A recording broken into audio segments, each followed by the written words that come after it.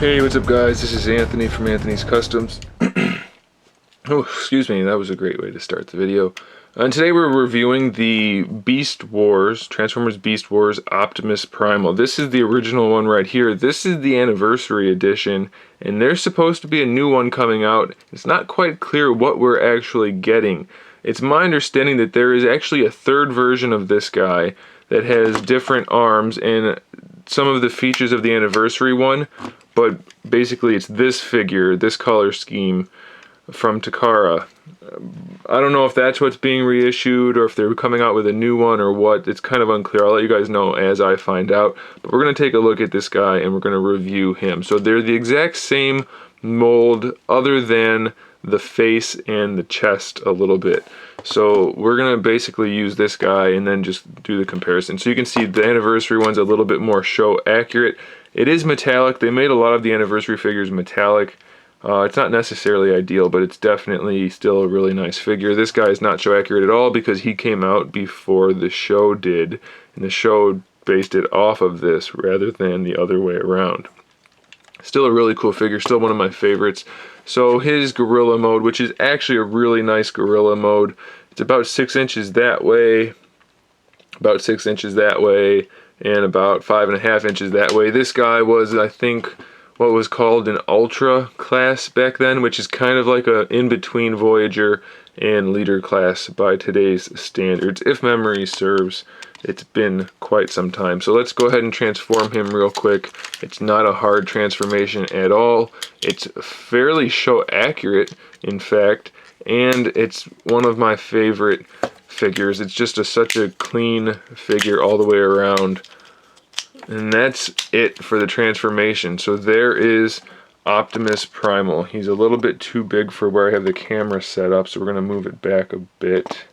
Hopefully that'll work. So if you remember the show at all, this is pretty much what he looked like. The upper body's kind of big and the lower legs could be a little bit bigger to balance him out, but that is definitely a very nice interpretation of the character.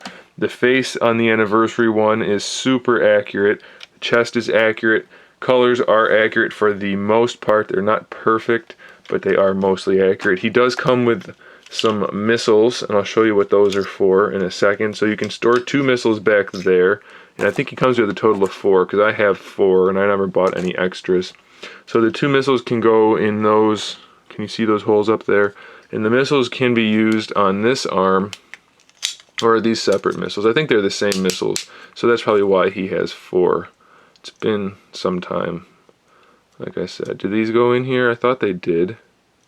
Yeah, so the missiles work in there. That's a bit ugly. I think on the other version, if I remember correctly, and if that was a real figure, this gun was a different setup, but it does shoot from there. More accurate to the show. The other one was the hand.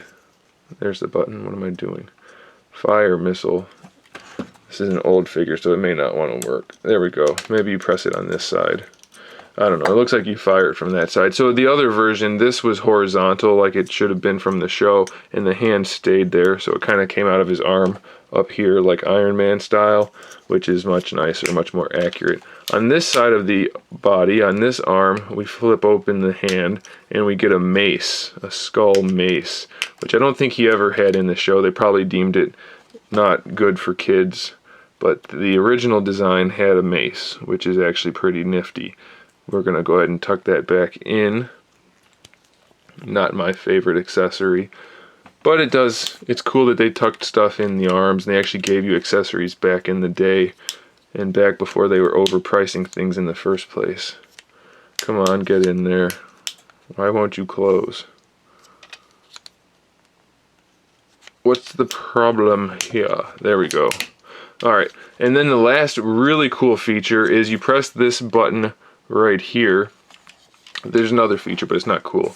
This is the last cool feature. You press that button, and my hand's in the way, and his chest or shoulder mounted cannons fold down. They fold up from the back here, and you have the cannons that he had in the show, which he used all the time, and that's what these missiles are for, and they tuck in much better than they did on the arms. They tuck in all the way and they fire quite well, and it's just really cool to have all of those features. That brings back memories right there. And his swords tuck away, which he uses his swords a lot in the show also. And I just threw that off the table because I can't hold things.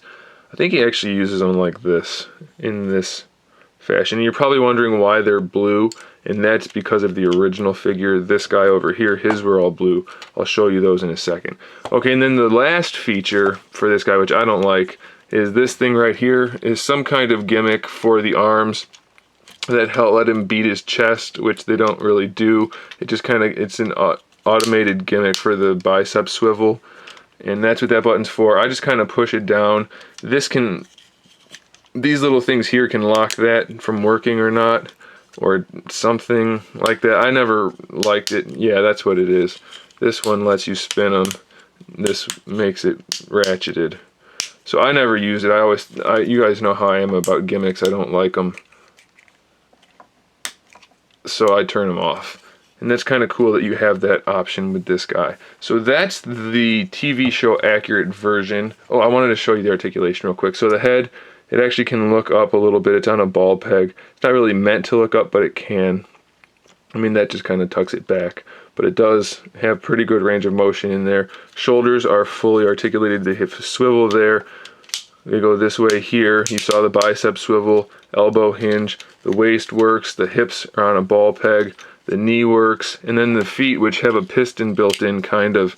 It's not actually functioning, but it looks like it is. And then the ankles do have a bit of an ankle hinge right there. So he's pretty well articulated, even though it's not going to serve that much of a purpose on a bulky guy like this. Love this figure. Let me get this guy transformed just so you can see the differences between the original and the anniversary version. They're not too much to notice, but there are a few things. So the chest is not nearly as accurate to the show, as you can see. He has this alternate head, which they did for everything, but that can be tucked away by just spinning it around and folding it. Well, maybe you can't fold it back. I always just took it off completely, but that can be folded away. And then he has a much more G1 Optimus looking head.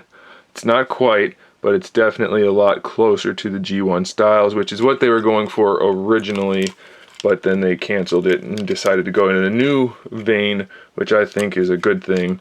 And then his, like I said, the color scheme of the weapons are because his were dark blue, but all of his stuff works the exact same. It's just a different color scheme for the most part. It's just the face and the chest really that determine. If you can get this version, but this guy runs a whole lot, so if he's what's being reissued, snatch that guy up super fast. BBTS has him. Go ahead and click the link in the description below. As soon as I get more information, I'll pass that along. If you can still get the original one, it's still an awesome figure, and if you're an Optimus fan, go for it. It's, like I said, it's really awesome. Lots of cool features. Definitely getting your money's worth as long as you don't spend incredible amounts. I have to recommend it. It's a really awesome figure. I don't know if I did a height for this version. He's almost 9 inches tall, about 6 inches wide, so really good size, really cool figure. And there it is. So there is Optimus Primal from Beast Wars, the original figure. Thanks for watching, guys. Stay tuned for more figure reviews, custom figures, and other good stuff. And in the meantime, keep collecting.